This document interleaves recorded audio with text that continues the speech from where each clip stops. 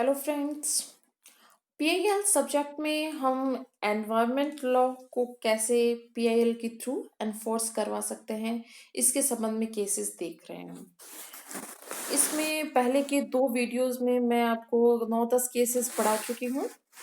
आज हम इस वाले वीडियो में 9-10 केसेस और देखेंगे।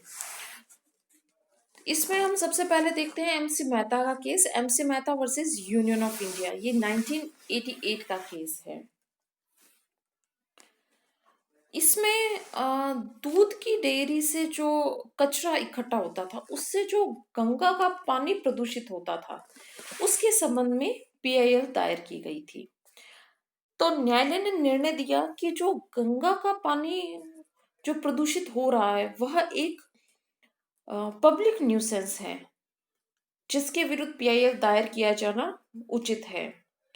इसलिए जो जल एक्ट है, जल प्रदूषण निवारण एवं नियंत्रण अधिनियम 1974, उसके जो प्रोविजंस हैं, उसके द्वारा नगर निगम और प्रदूषण बोर्ड पर जो कर्तव्य डाले गए हैं, उनकी पालना के लिए पीआईएल दायर करने का अधिकार बनता है। तो न्यायालय ने कानपुर नगर पालिका को यह निर्देश दिया कि वह 6 महीने के भीतर जल परिषद के समक्ष जल प्रदूषण रोकने के प्रस्ताव भेजे। साथ ही न्यायालय ने कहा कि जो दूध की डेयरियों को शहर से बाहर किया जाए और श्रमिक कॉलोनियों में जो सीवर लाइन हो वो बनाई जाए, और गरीब लोगों के लिए सार्वजनिक शौचालय, मूत्रालय आदि बनाए जाए, और जो मनुष्य की लाशें हैं और मरे हुए पशुओं को भी जो गंगा में फेंक दिए जाते हैं, उन सब पर रोक लगाई जाए। तो इस तरह से गंगा के पानी को प्रदूषित होने के लिए माननीय सर्वोच्च न्यायालय ने कई दिशा निर्देश दिए। एमसी मेहता का एक और केस देखते हैं, 1990 का है। ताज ट्रेपेजियन का मामला इसको कहा जाता है। इसमें जो ताज है, हमारी ऐतिहासिक धरोहर है, और उसको जो पर्यावरण के द्वारा उसको क्षति पहुंच रही है, उसके संबंध में ये पीआईएल दायर की गई थी। तो न्यायालय ने कहा कि जो उसकी वास्तविक आकर्षण जो ताज का है, उसको बनाए रखने के लिए आसपास के कारखानों को वहां से हटा दिया जाए, ऐसा न्यायालय ने निर्देश दिया। एक और केस देखते हैं, सुभाष कुमार वर्सेस बिहार। ये भी इंपॉर्टेंट केस है।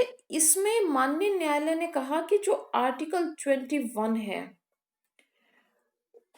उसमें प्रदूषण रहित वायु और जल, यानी कि साफ हवा और पानी पाने का अधिकार है। तो आपके कई बार क्वेश्चन ये भी आता है कि साफ हवा और पानी पाने का जो हक है, वह आर्टिकल 21 का अनिवार्य अंग है। यह किस केस में कहा गया है?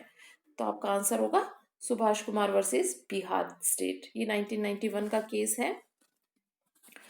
इस केस में कहा गया है कि जो मूल अधिकार है, वह न केवल नागरिक का, बल्कि प्रत्येक व्यक्ति का है। और कोई संगठन, सामाजिक कार्यकर्ता, कोई भी पीआईएल जो कि पत्र है या किसी अन्य माध्यम से भी सुप्रीम कोर्ट में पहुंचाकर अपनी याचिका दायर कर सकता है। इस तरह से इस केस में प्राण के अधिकार में पर्यावरण शामिल है, न्यायालय ने यह निर्देश दिए थे। एक केस हम देखते हैं, एक्सरे वीकेंड से संबंधित केस था, एम के Sharma versus Union of India में। इस मामले में कहा गया कि जो श्रमिकों के स्वास्थ्य पर जो दुष्प्रभाव पड़ रहा है, उसके लिए पर्याप्त सुरक्षा यंत्र लगाए जाएं और उनका बीमा भी करवाया जाए। ये इस केस में कहा गया। एक केस हम देखते हैं, Sachchidanand Pandey versus Union of India का। इसमें न्यायालय ने यह निर्णय दिया कि जब भी कोई व्यक्ति मूल अधिकारों या जो नीति निर्देशक तत्व है, उनको लागू कराने के लिए न्यायालय में आता है, तो उसे हम राज्य के भरोसे पे नहीं छोड़ सकते, बल्कि राज्य को हम आवश्यक दिशा निर्देश देंगे कि उन्हें किस प्रकार से एनफोर्स करवाया जाना है। एक केस और हम देखते हैं, LK कुलवा वर्सेस राजस्थान स्टेट का। इसमें नगर निगम जयपुर को साफ रखने के निर्देश दिए गए थे। साथ ही में न्यायालय ने कहा कि स्वास्थ्य, सफाई, पर्यावरण संरक्षण, ये सब कॉन्स्टिट्यूशन के आर्टिकल 21 के अंतर्गत आते हैं। और जो कार्यपालिका है वह, कि हमारे पास फंड नहीं है, इस या एक्सक्यूज नहीं दे सकते और इस तरह से अपने दायित्व से वो नहीं बच सकते कि हमारे पास संरक्षण करने के लिए, प्रदूषण को रोकने के उपाय करने के लिए पर्याप्त फंड नहीं है, ये वे नहीं कह सकते। एक और केस हम देखते हैं, यूरो मानक का केस 1997 का है। इसमें न्यायालय ने कहा कि यूनिवर्सिटीज, स्कूल्स, कॉलेजेस में एनवायरनमेंट का सब्जेक्ट पढ़ाया जाना चाहिए और जो सीसा रहित ईंधन है, जो फ्यूल है वो सीसा रहित हो, उसी फ्यूल का उपयोग किया जाना चाहिए। एक और केस हम देखते हैं मेनका गांधी का, Maneka Gandhi versus Union of India का। ये है 1994 का केस।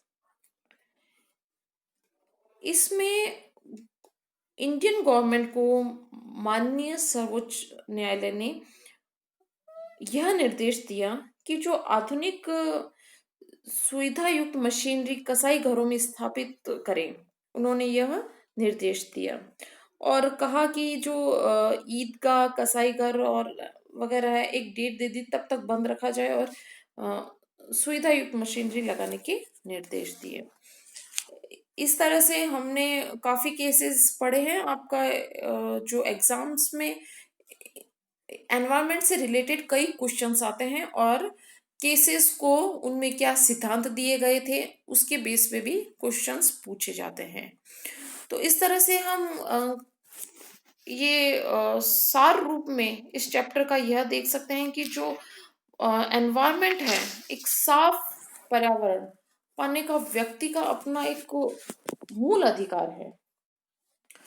साफ पानी और भोजन पाने का अपना अधिकार है, उसी तरह से ये अधिकार है। और जीवन के अस्तित्व को बनाए रखने के लिए पर्यावरण का संरक्षण बहुत आवश्यक है, क्योंकि हम आगे की पीढ़ी को क्या पर्यावरण आगे हम पेश करेंगे उन्हें, ये हमारे आज के संरक्षण पर निर्भर करता है। तो इसके लिए ही आर्टिकल 48A में भी राज्य पर यह कर्तव्य डाला गया है। वह नीति निर्देशक तत्वों में शामिल किया गया है कि राज्य का यह कर्तव्य है कि पर्यावरण संरक्षण करें। और राज्य भी अपनी जिम्मेदारियों को तभी निभा पाएगा जब हम सभी पर्यावरण को संरक्षण करने के लिए कदम बढ़ाएंगे। इसलिए ज्यादा से ज्यादा हमें पेड़ पौधे लगाने चाहिए और साथ ही रसायनों के उपयोग को खत्म करना चाहिए और स्वच्छ पर्यावरण की तरफ हमें अपने स्तर पे खुद से लेके परिवार, समाज और फिर संपूर्ण देश में स्वस्थ पर्यावरण की एक अलग जगानी चाहिए। Thank you so much.